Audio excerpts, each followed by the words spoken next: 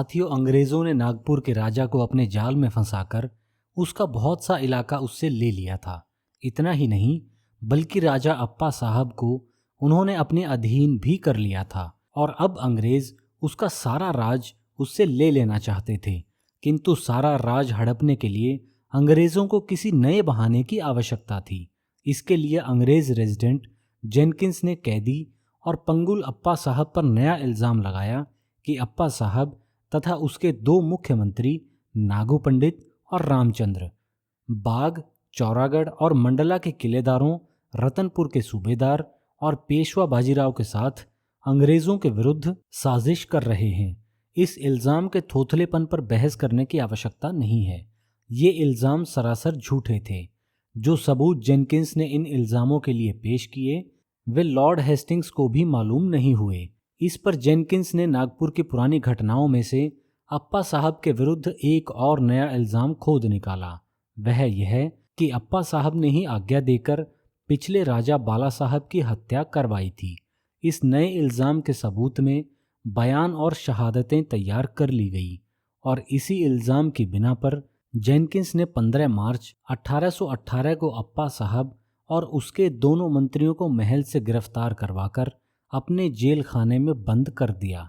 Governor general को जब इस घटना का पता चला तो वह बहुत प्रसन्न हुआ। उसने डायरेक्टरों को लिखा कि जो इल्ज़ाम रेजिडेंट ने इससे पहले अप्पा साहब पर लगाया था उसके सबूत किसी को भी संतोषजनक मालूम नहीं होते, किंतु इस नए इल्ज़ाम से काम चल जाएगा। उसने कहा था कि मुझे यह अनुभव हुआ कि अपनी कीर्ति बनाए रखने की दृष्टि से हमें अप्पा साहब को गद्दी से उतारने के लिए इससे अधिक जोरदार वजह और कोई नहीं मिल सकती थी कि उस पर इस तरह की हत्या का इल्ज़ाम लगाया जाए। यदि मुकदमा चलाया जाता तो उसे दोषी साबित करने के लिए सबूत आसानी से पेश किए जा सकते थे। इस तरह के सबूतों के बारे में एक स्थान पर लॉर्ड मैकाले ने लिखा है कि लोग उसे एक हारा हुआ आदमी समझते थे और उन्होंने उसके साथ इस तरह का व्यवहार किया जैसा कि बहुत से कोए मिलकर किसी बीमार गिद्ध को चोंच मार मार कर ख़त्म कर डालते हैं। उस देश में जब जब भाग्य किसी ऐसे आदमी का साथ छोड़ देता है जो पहले कभी महान रह चुका हो और जिससे लोग डरते रहे हों, तब तब उस मनुष्य की जो गति होती है उसकी यह कों और गिद्ध वाली मिसाल कुछ बेजा मिसाल नहीं है। एक क्षण के अंदर वे सभी खुशामदी जो कुछ समय पहले उस मनुष्य के लिए झूठ बोलने को तैयार थे, जालसाजी करने को तैयार थे, उसकी विषय वासना के साधन जमा कर देने को तैयार थे, उसके लिए दूसरों को जहर दे देने को तैयार थे, वे सब अब उसके विजयी शत्रुओं के अनुग्रह पात्र बनने के लिए लपक लपक कर उस पर दोष लगाते हैं। कोई भारतीय गवर्नमेंट यदि किसी खास आदमी को बर्बाद करना चाहे तो गवर्नमेंट के लिए अपनी इस इच्छा को केवल प्रकट कर देना काफ़ी है और 24 घंटे के अंदर गवर्नमेंट के पास उस आदमी के विरुद्ध गहरे इल्ज़ाम तथा उनके साथ साथ इस तरह की पूरी पूरी और मौके की गवाहियाँ पहुँच जाएंगी जिन्हें देखकर कोई भी ऐसा मनुष्य जो एशियाई झूठ से परिचित न हो उन पर पक्का विश्वास कर लेगा। गनीमत समझनी चाहिए यदि उस अभागे के जाली दस्तखत किसी खिलाफ कानून पट्टे के नीचे न बना लिए जाएं और यदि कोई खिलाफ कानून कागज़ उसके मकान के किसी छिपे हुए कोने में चुपके से न डाल दिया जाए।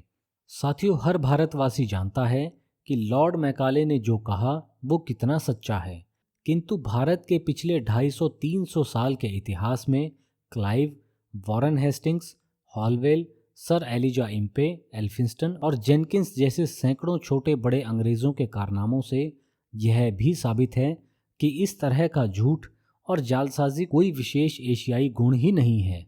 इतिहास से यह भी जाहिर है कि भारतीय चरित्र में यह रोग कब से, कैसे और किनके संसर्ग से लगा। इसमें कुछ भी संदेह नहीं हो सकता कि बाला साहब की हत्या का मुख्य अपराधी रेजिडेंट जेनकिंस था। उस समय के तमाम हालात और लेखकों से मालूम होता है कि अप्पा साहब इस मामले में बिल्कुल निर्दोष था। अप्पा साहब को दोषी ठहराने का विचार तक अंग्रेज़ों के मन में हत्या के कम से कम 1 साल बाद पैदा हुआ।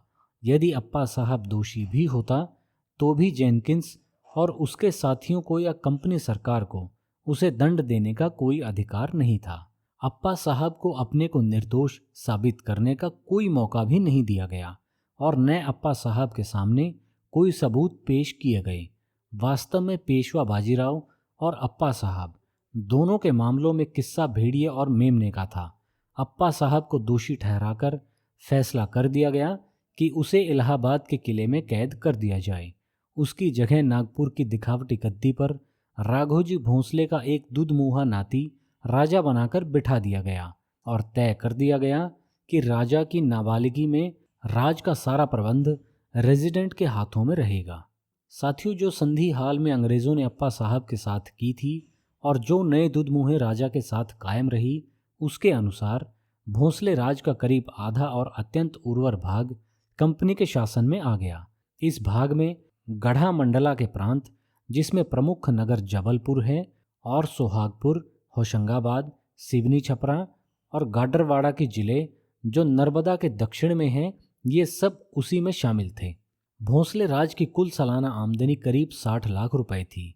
इसमें से वह हिस्सा जो कंपनी को मिला 28 लाख रुपए सालाना से ऊपर था, जिसमें से गवर्नर जनरल के बयान के अनुसार वसूली के खर्च को निकालकर 22.5 लाख रुपए सालाना कंपनी को बचने लगे। साथियों, इस वीडियो में फिलहाल सिर्फ इतना ही। अगली वीडियो में आपसे फिर मुलाकात होगी। नमस्कार।